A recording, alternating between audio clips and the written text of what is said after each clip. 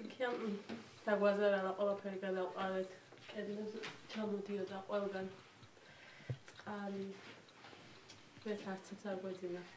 გავათენეთ მთელი ხანი. ესე იყო ოთახი უფრო მათ დავზარალდით. წვიმის დროს მაინც ჩამოდიოდა აქ ჟონავდა კედლებს. 4 მცირეწლოვანი ბავშვი და მათი მეურვეები. სულ 8 ადამიანი წყლეთში ყოფილი თბილგაზის მიტოვებულ სარდაფში ცხოვრობს. ამ შენობაში შესახლებულ დევნილებთან შედარებით კეკელიების ოჯახი ყველაზე მძიმე მდგომარეობაშია. მრავალსულიანი ოჯახის საყოფაცხოვრებო ნივთეს კი 2 სკამი, 1 მაგიდა და დასაძინებლად გამოუსადეგარი საწოლები შეადგენს. სტიქიამაც 13 ივნის დაგვაზარალა.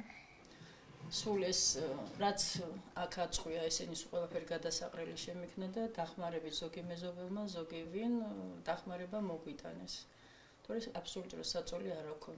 წყალი ჩამოდიოდა როგორც წვიმა ესე.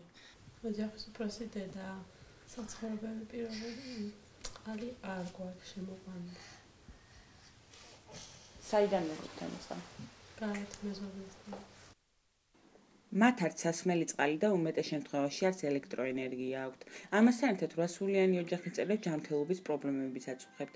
სოციალურად დაუცველმა ოჯახმა დახმარებისა და საცხოვრებელი უზრუნველყოფის თხოვნით ადგილობრივ მუნიციპალიტეტს არაერთხელ უშედეგოდ მიმართა. ერთხელ მიმართე და გამიკეთეს ოპერაცია, მაგრამ ხელახლა მიჭირდება ოპერაცია, მაგრამ უკვე აღარ მეხმარებიან არაფერით. რაც დაზარალებულები ვართ სტიქიით. მაგრამ ესე გვეუბნებიან, რომ არ ხართ დაზარალებული. იყო ტელევიზია, გვითხრა რომ დაგეხმარებითო. უნდა მოეცათ ანქირით უნდა გავეყვანეთ დროებით სადმე, მაგრამ ეგეც არ არის, მითხრეს რომ ბინას მოგცემთო, მაგრამ რახან ეს კანონებული გვაქვს ეს ერთი ოთახი, ამიტომ საკუთრებაში არისო და სხვაგან ვერ დაგაკმაყოფილებთო. კეკელიების ოჯახის ერთადერთი მარჩენალი მათი არასრულწლოვანი შვილია, რომელიც ოჯახს მაღაზიაში მუშაობით არჩენს. ოჯახის სოციალური დახმარება კი თვეში მხოლოდ 200 ლარს შეადგენს. ბოლო მონაცემებით საქართველოში 425,000 სოციალურად დაუცველი ცხოვრობს.